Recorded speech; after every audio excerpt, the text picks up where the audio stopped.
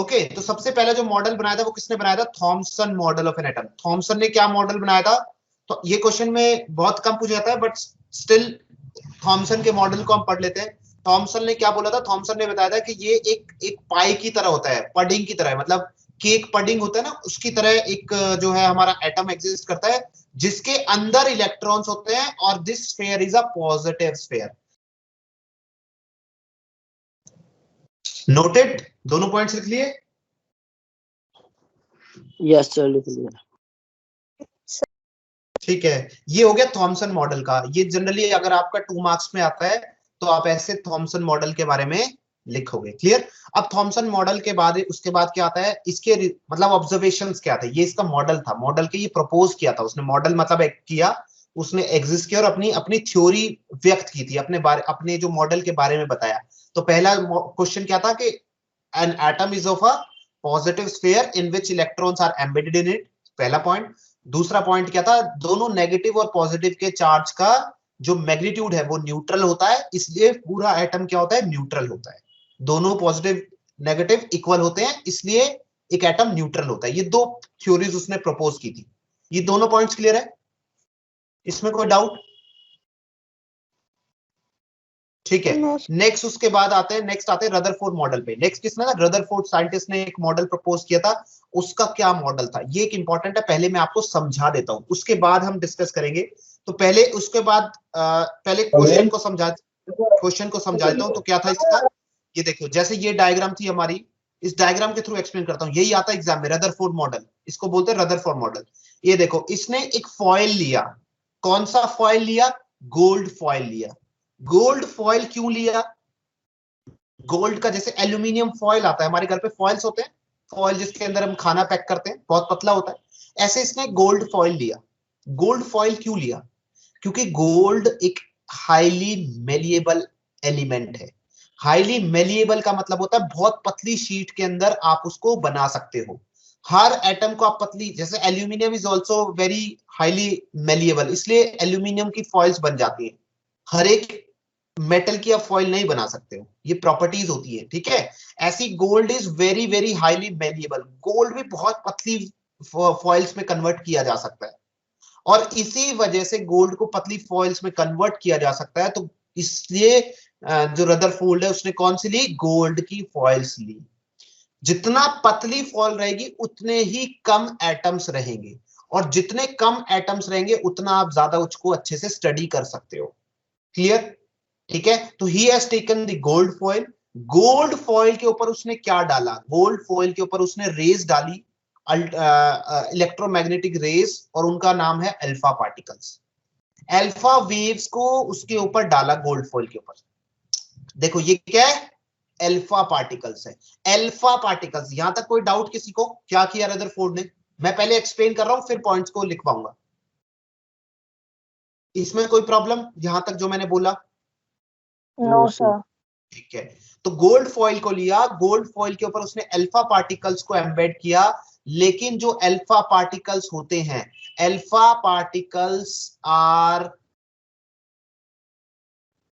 Particles. कैसे particles होते हैं? पॉजिटिव। अल्फा पार्टिकल्स क्या होते हैं?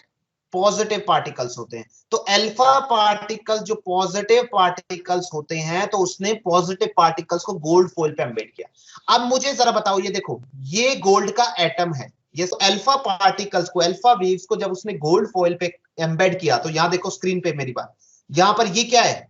ये गोल्ड का एक एटम है। ये क्या है? दूसरा, ये दूसरा गोल्ड का एटम है। तो किसी भी एटम के बीच में न्यूक्लियस का क्या चार्ज होता है बेटा? पॉजिटिव और नेगेटिव और न्यूट्रल?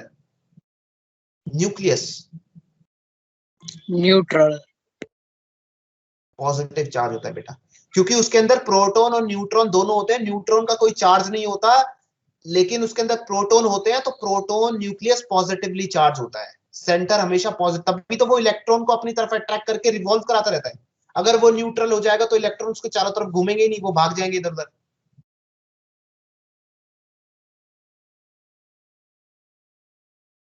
कोई डाउट इसमें? समझ में आया? लास्ट क्लास में हमने डिस्कस किया था वीडियो के थ्रू कि प्रोटॉन को, इसलिए मैंने वो वीडियो दिखाया था ताकि आपको यहां पे कंफ्यूजन ना हो। सेंटर में क्या होता है? प्रोटॉन होते हैं। प्रोटॉन को कौन होल्ड करता है? न्यूट्रॉन होल्ड करते हैं। वो न्यूक्लियर फोर्स होती है, वो आप हायर स्टडी में पढ़े हो कि न्यूक्लियर, सर आप बोलोगे सर न्यूक्लियर तो न्यूट्रल होता है, तो प्रोटॉन को कैसे होल्ड करता है? अरे वो चार्ज फोर्स से होल्ड नहीं करता, वो न्यूक्लियर फोर्स से होल्ड करता है। न्यूक्लियर फोर्स एक अलग चीज है, वो हम बाद में डिस्कस करेंगे।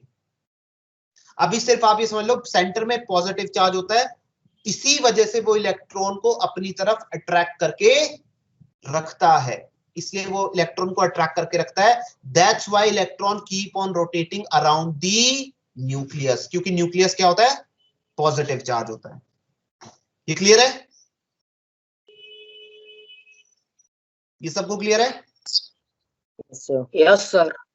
ठीक है। सर। अभी ये आ गया हमारा, अब अल्फा पार्टिकल। अब ये देखो, जब अल्फा पार्टिकल, अगर अल्फा पार्टिकल भी पॉजिटिव है और न्यूक्लियस भी पॉजिटिव है, तो अगर पॉजिटिव, ये वाली रे देखो, जहां मेरा माउस है देखो, ये वाली रे अगर सेंटर में टकराएगी तो रिपल्शन होगा या नहीं होगा? रिपल्शन होगा या अट्रैक्शन होगा? ये तो रिफ्लेक्ट हो जा रहा है।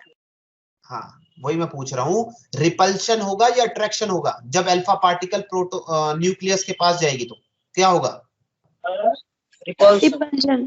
रिपल्शन होगा, वो एक दूसरे को दूर करेंगे। इसी वजह से जो अल्फा पार्टिकल सेंटर के पास से गुजर रहा है, वो डिफ्लेक्ट हो जा रहा है, वो अपना पाथ चेंज कर ले रहा है। कुछ रिफ्लेक्ट हो जाएंगे, कुछ डिफ्लेक्ट हो जाएंगे। देखो ये लास्ट वाला देखो, उसके पास से निकला तो डिफ्लेक्ट हो गया, जो बिल्कुल उसको टकराया, बिल्कुल उसके सेंटर में, वो बिल्कुल वापिस चला गया।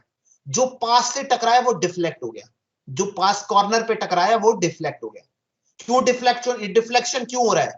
ये मैं समझाना चाह रहा था। डिफ्लेक्शन इसलिए हो रहा है क्योंकि बेटा अल्फा पार्टिकल भी पॉजिटिव चार्ज है, पॉजिटिव पार्टिकल्स है, और हाँ, और सेंटर भी पॉजिटिव चार्ज है। तो पॉजिटिव के पास जाएगा तो डिफ्लेक्शन हो जाएगा, इधर उधर कुछ बिल्कुल सेंटर में जाएगा तो वापस चला जाएगा, पास से जाएगा तो डिफ्लेक्शन हो जाएगा, कॉर्नर पे टकराएगा तो रिवर्ट बैक कर जाएगा दूसरे एंगल पे।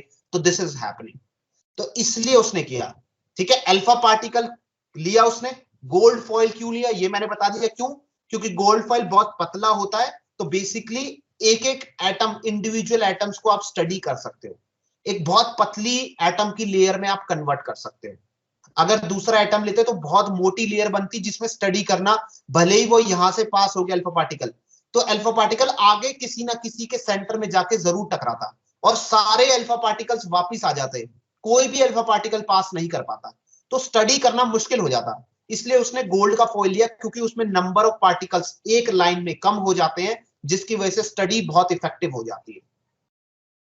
To have less number of atoms in the path of alpha particles. Alpha particles के पाथ में अगर कम एटम्स रहेंगे तो स्टडी ज्यादा अच्छे से होगी।